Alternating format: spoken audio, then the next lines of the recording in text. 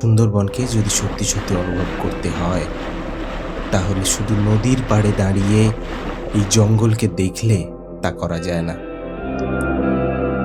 তার জন্য ঢুকতে হয় জঙ্গলের আরো গভীরে, সরু খাঁড়ির সেই অন্ধকার জলপথে, যেখানে দুপাশের ম্যানগ্রোভ এসে পথটাকে আরো সংকীর্ণ করে দেয়। কখনো নিস্তব্ধ জঙ্গল, কখনো উত্তাল জলরাশি, আবার কখনো জঙ্গলের মাথার উপর দিয়ে হাঁটতে হাঁটতে সুন্দরবনকে দেখার এক অন্যরকম অভিজ্ঞতা।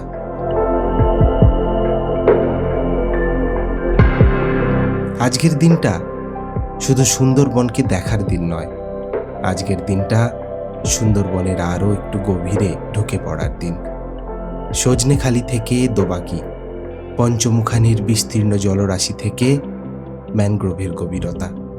চলুন শুরু করি তাহলে সুন্দরবনের আরও একটা নতুন গল্প।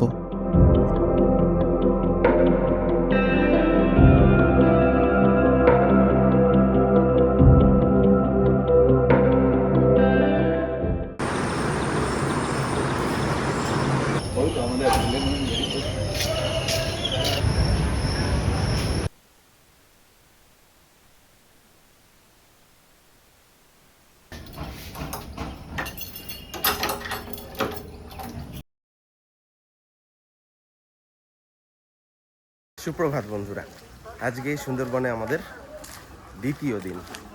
এখন বাজে সকাল 7:30। এক কাপ চা আর বিস্কুট খেয়ে বেরিয়ে পড়েছি।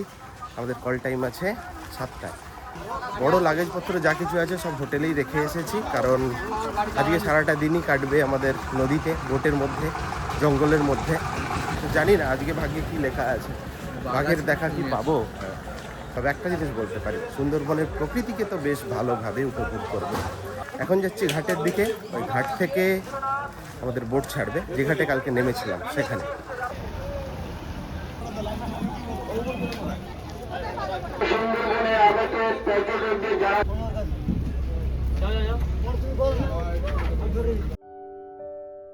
সুন্দরবনের দ্বিতীয় দিনের সকালটা শুরু হয়েছিল বেশ ভোরেই। ঘড়িতে তখন প্রায় সকাল 7টা।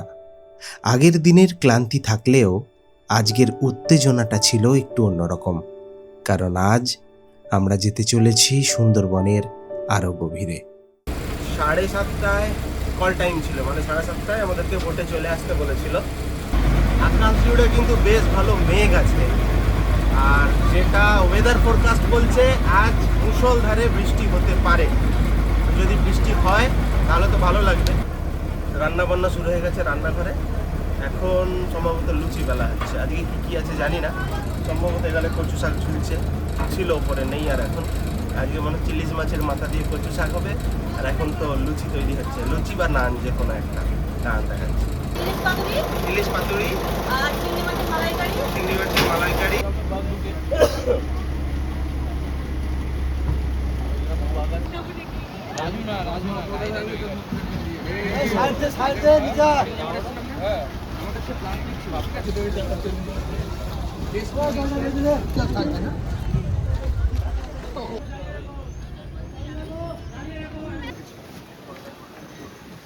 তো বন্ধুরা, চলে এসেছি সজনেখালি ওয়াচ টাওয়ারে, আর এসে কার দেখা পেয়েছি। বাঘ দেখা তো দূরের কথা, বাঘের সঙ্গে বসে ছবি তুলতে পারছি। চলে আসবেন এই সজনেখালি ওয়াচ টাওয়ার। যারা সুন্দরবন বেড়াতে আসে তাদের জন্য কিন্তু একদম মাস্ট ওয়াচ জায়গা একটা। এখানেই নিয়ে আসে দ্বিতীয় দিনের প্রথমে। তো এইখানে কি আছে, এখানে কচ্ছপ সংরক্ষণ এবং প্রজনন কেন্দ্র। কিছু কিছু ক্ষেত্রে জঙ্গলের কোনো পশু বা বাঘ যদি বলা হয়, কোনো কারণে ইনজিওর্ড বা কোনো অসুস্থ হলে তাদেরকে এনে কিছুদিন এখানে তাদেরকে রেখে সেবা শুশ্রূষা করে আবার তাদেরকে তাদের প্রাকৃতিক পরিবেশে ফিরিয়ে দেওয়া হয়।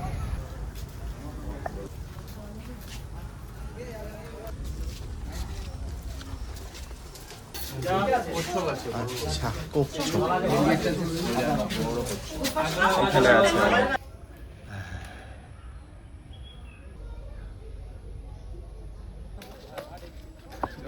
ওইরকম উপর দিয়ে চলে আসতে পারে। এখন আছি সজনেখালি ওয়াচ টাওয়ারের কাছে। এই হচ্ছে সজনেখালি ওয়াচ টাওয়ার। আর এখন যেখানে দাঁড়িয়ে আছি এই যে পেছনের দিকে যে গাছগুলো দেখতে পাচ্ছেন, এগুলো হচ্ছে গোলপাতা গাছ।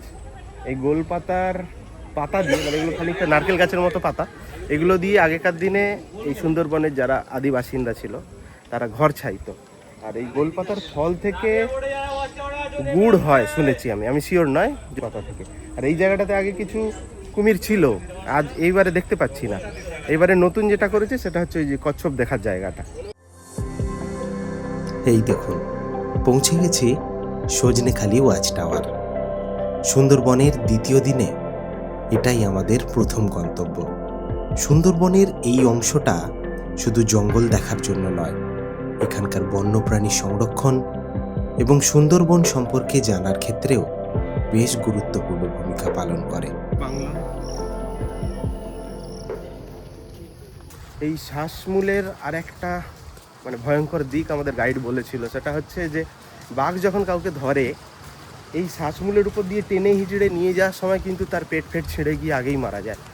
তো বাঘ কামড়ে মরাচ্ছে, এতে বেশি কষ্ট করে মানুষ মরে।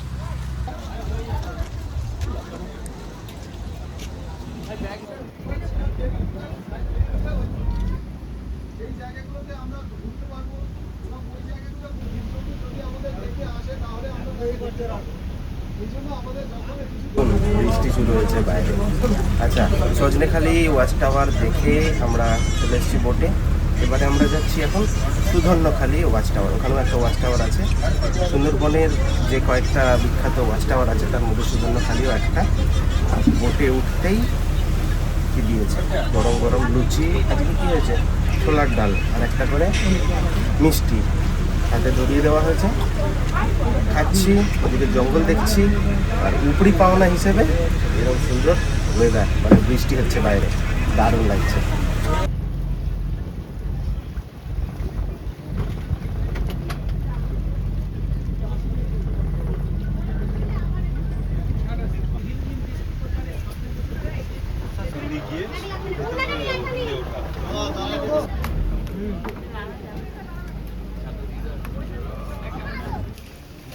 কত পুরনো জায়গা আছে। ও, এই অনেক পুরনো।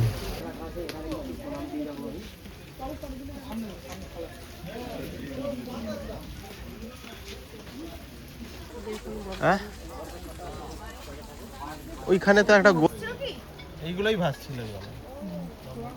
ওয়াচ টাওয়ার এটা খুব একটা উঁচু নয়, তবে এখান থেকে ওই একই জিনিস দেখতে পাবেন। ওই সামনের দিকে ম্যানগ্রোভটার একটা ভিউ পাবেন, আর কিছু কিছু জায়গা ওরকম খালি করা আছে যাতে যদি বন্য পশু আসে তাদের সাইটিং করা যায়। তো যদি আসেন আপনারা উঠতে পারবেন। আজকে প্রচণ্ড বৃষ্টি হচ্ছে, আমরা আর উঠছি না।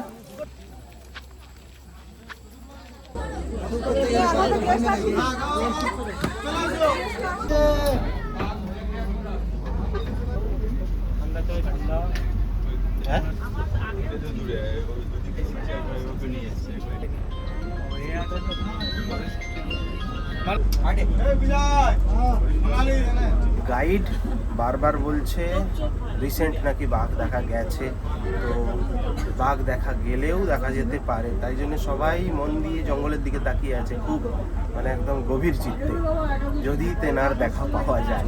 যাই হোক, সুধন্যখালি ওয়াচ টাওয়ার দেখে আমরা আবার শুরু করেছি নদীপথে যাত্রা। তো এখন অনেক গুরুত্বপূর্ণ খাড়ি আর নদীপথ বেয়ে আমাদের নৌকো বা বোট আরও গভীরে পৌঁছবে। বাঁ দিকে কোথায় হরিণ আছে বলছে, ওই যে হরিণ, ওই তো হরিণ দেখা যাচ্ছে।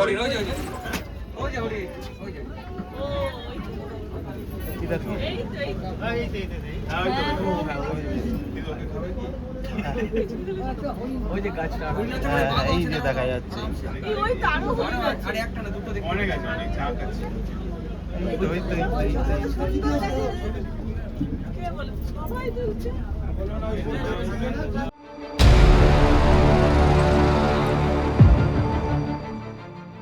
এরপর শুরু হলো সুন্দরবনের সেই অংশ যেটা আমার ব্যক্তিগতভাবে সবচেয়ে বেশি অ্যাডভেঞ্চারাস লেগেছিল। পীরখালি, গাজীখালি, দেউল ভরানি, বনবিবি ভরানি, জলপথগুলোর এই অংশগুলোতে আমাদের কোথাও নামার উপায় ছিল না।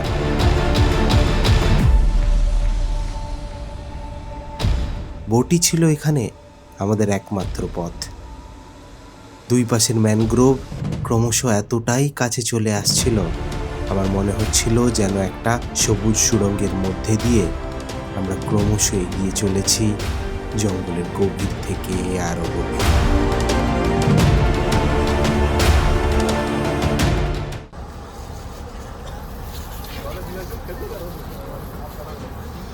বাঘের খোঁজে সবাই তাকিয়ে আছে সামনের দিকে, আমরাও তাকিয়ে আছি।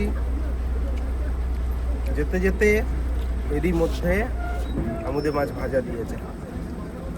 আগের বারেও খেয়েছিলাম, ভালো লেগেছিল, এবারেও ভালো। তবে এর যে সরু সরু কাঁটাগুলো আছে এগুলো খুব গলায় লাগে, গলা চেরা হয়ে যায়।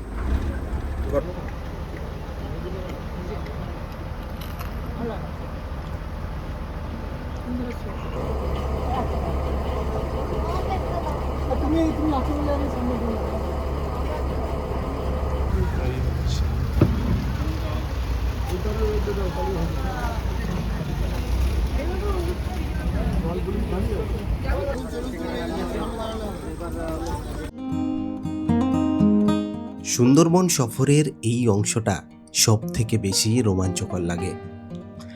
জঙ্গলের মাটিতে নয়, এখানে আপনি হাঁটবেন জঙ্গলের অনেকটা ওপর দিয়ে। নিচে ঘন ম্যানগ্রোভ, চারপাশে সবুজের নিস্তব্ধতা, আর পায়ের নিচে এগিয়ে চলা এই পথটা যেন সুন্দরবনকে দেখার অন্য একটা জানালা। দোবাকির এই ক্যানোপি ওয়াক তৈরির মূল উদ্দেশ্য হচ্ছে যে নিরাপদে মানুষজনকে জঙ্গলের অনুভূতিটা করে দেওয়া, আর মানে জঙ্গলের অভিজ্ঞতাটা নেওয়া। পরিবেশেরও কোনো ক্ষতি হয় না, মানুষও সেফলি জঙ্গলের অভিজ্ঞতাটা নিতে পারে।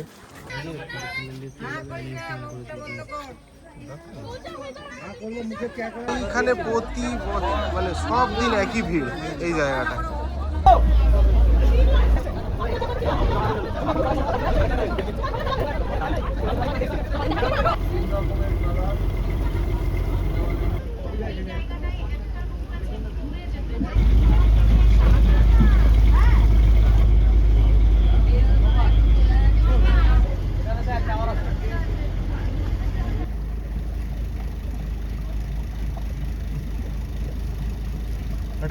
Hello hello hello hello.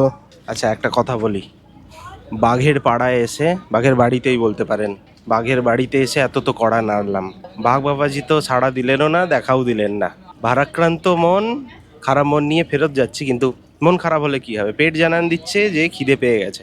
তাই ইলিশ উৎসবে এসে লাঞ্চ ভুড়িভোজ হবে না সেটা তো হয় না। আজকে দ্বিতীয় দিন, আজকে দ্বিতীয় দিনেও এলাহি আয়োজন করা হয়েছে। কী আছে, ভাত, ডাল আছে, আজকে কোনো মাছের মাথা টাথা দেওয়া নেই, এমনি ভেজ ডাল আছে। আর আছে ঝুড়ি ঝুড়ি করে কাটা আলু ভাজা, ইলিশ মাছের মাথা দিয়ে কচু শাক, 2 পিস আছে চিংড়ির মালাইকারি, আর আছে ইলিশ মাছের পাতুড়ি।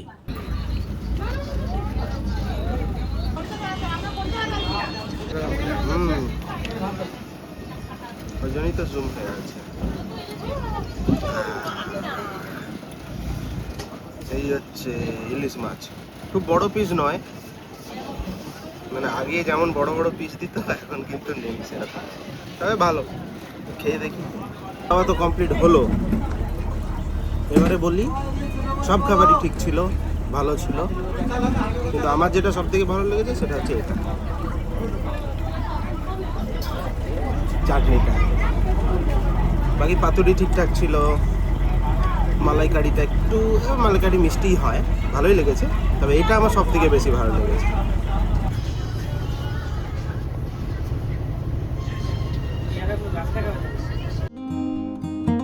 দিনের আলো ধীরে ধীরে কমে আসছিল। দোবাকির জঙ্গল পেরিয়ে পাখিরালয়ে ফেরার পথ ধরেছিলাম আমরা। সুন্দরবনের নদী আর জঙ্গলকে ছেড়ে যেতে মন কেমন করছিল ঠিকই, কিন্তু সারাদিন নদী আর জঙ্গলের আনাচে কানাচে ঘোরার পর শরীর সত্যিই একটু বিশ্রাম চাইছিল।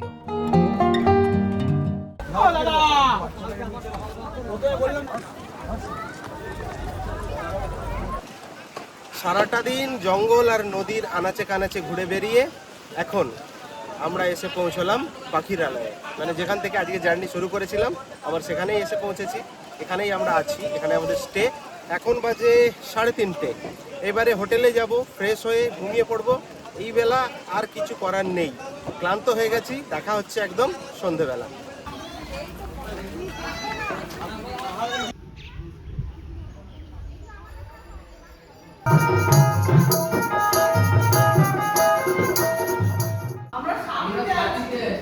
ও আচ্ছা আচ্ছা, ওনাদের মোড আলাদা।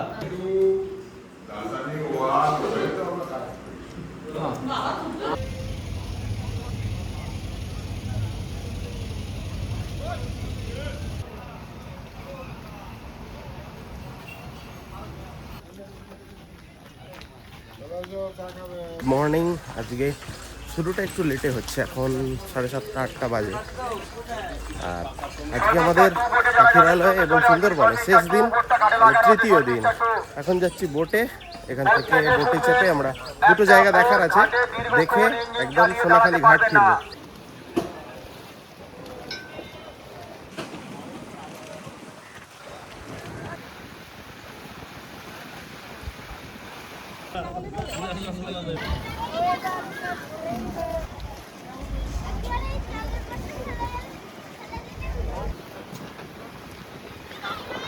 নটা 15 বাজে।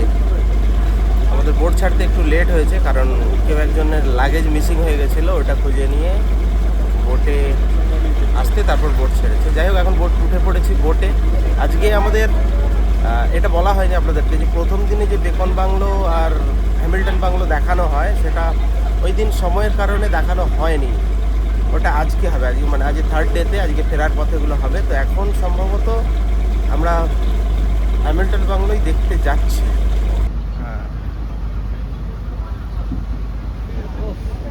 ওইটা বানানো হচ্ছে মনে হচ্ছে।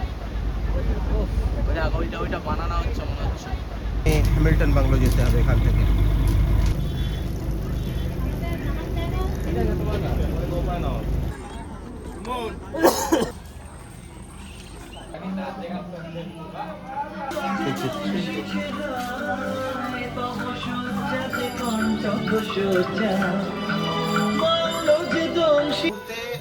আমরা আছি বেকন বাংলোতে। সুন্দরবন এলে যে শুধু জঙ্গল আর নদীতেই ঘুরে বেড়াবেন সেরকম নয়, ঐতিহাসিকভাবেও সুন্দরবন কিন্তু বেশ সমৃদ্ধ। বেকন বাংলো তৈরি করেছিলেন একজন স্কটিশ ব্যবসায়ী, নাম হচ্ছে ড্যানিয়েল হ্যামিল্টন। সুন্দরবনের জঙ্গলের গল্পের মাঝেই হঠাৎ করে সামনে এসে দাঁড়ায় ইতিহাসের একটা অধ্যায়, গোসাবার বেকন বাংলো। স্যার ড্যানিয়েল হ্যামিল্টনের হাত ধরে গোসাবায় যে গ্রামীণ উন্নয়ন আর সমবায় ভাবনার একটা নতুন অধ্যায় শুরু হয়েছিল, এই বাংলো সেই ইতিহাসেরই এক নীরব সাক্ষী। 1932 সালে হ্যামিল্টনের আমন্ত্রণে সুন্দরবনে এসে কবিগুরু 2 দিন অবস্থান করেছিলেন। আজ এত বছর পরেও বাংলোটার সামনে দাঁড়ালে মনে হয় সময়টা যেন আজও থমকে আছে। এরপর আমাদের সুন্দরবন সফরের গল্পটা আর সেভাবে ক্যামেরায় ধরা সম্ভব হয়নি। ফেরার পথেই হঠাৎ শরীরটা খারাপ হয়ে পড়ায় বাকি সময়টা ক্যামেরার পিছনে নয়, বিশ্রাম নিয়েই কাটাতে হয়েছিল। তাই এই যাত্রার শেষ কয়েকটা মুহূর্ত আপনাদের সঙ্গে ভাগ করে নিতে পারলাম না। তবে এই কয়েকটা দিন সুন্দরবন আমাদের যে অভিজ্ঞতা দিয়েছে সেটুকুই হয়তো সঙ্গে করে নিয়ে ফেরার জন্য যথেষ্ট। নদী, জঙ্গল, ম্যানগ্রোভের সরু খাঁড়ি, পঞ্চমুখানির বিশাল জলরাশি আর সেই নির্জনতার মধ্যে দিয়ে চলতে চলতে সুন্দরবনকে এবার একটু অন্যভাবে চিনলাম। এই ছিল আমাদের সুন্দরবন সফরের গল্প। আবার দেখা হবে অন্য কোনো পথের গল্প নিয়ে। ততদিন ভালো থাকবেন, সুস্থ থাকবেন।